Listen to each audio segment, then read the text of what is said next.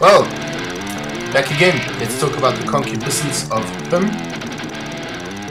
Now, concupiscence is a word that refers to a strong sexual desire or lust. And clearly from the content of the first 12 lines or so of this chapter, we can definitely see that. It's interesting to note the difference between Pim's sexual arousal with his wife and with Lally, and there's a whole lot in that. This idea of girls of his youth who excite him, Lally who is not his wife, and then Ruth who is his wife, and he seems to associate that with a mundane existence rather than the exciting sexual exploits he has with this girl of his past, Lally. I want to turn to this page where Lally talks about how it feels to be with Pim, because it opens a lot of doors of insight into who she is and how she has continued to live in the block of ice she talks about earlier in the novel. She cuts herself off from the world and from all emotion, and that's mainly what we get to grips with in this short chapter. She says, it feels good to be with Pim sexually and amicably. And that's in terms of just being a friend. But they've seen each other every day this week, and it is making her edgy. She doesn't want to get enmeshed in complications.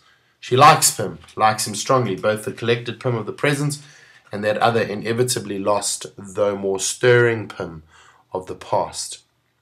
But she has never been in love with him. She's never been in love with anybody.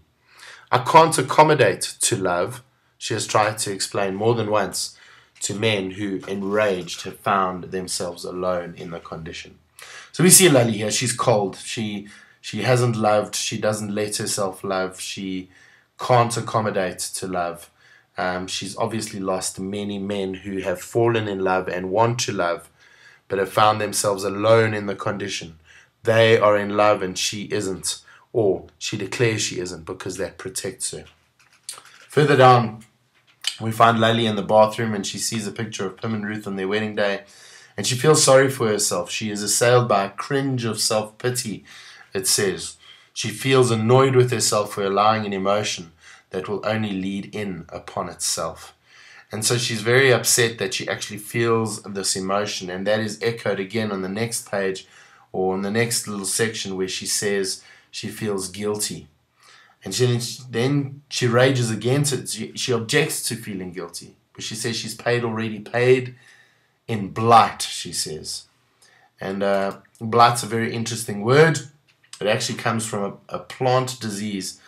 But in used here, it's something that tarnishes or messes up or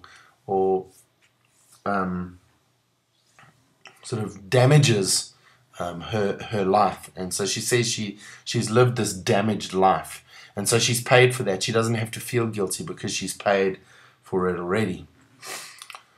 And she cries a little, but she says she will not let anyone see her cry. So there's this raging against emotion in Lally in this chapter. She's not connected. She wants to be connected to someone, but she doesn't. She wants to love, but she doesn't. And she keeps herself distance because that is what is safe. And this is all a result of her experience of the world and her experience of what things are really like, and her understanding of the truth as opposed to what has been told to her. Very interestingly, at the end of this chapter, she is called a refugee from intimacy. Now, a refugee is someone who has been forced to leave their country in order to escape war, persecution, and that kind of thing. So they can't be in their country. And so she's a refugee of intimacy. She has escaped from intimacy. And she feels like that because in the previous paragraph, Pim is speaking to his wife.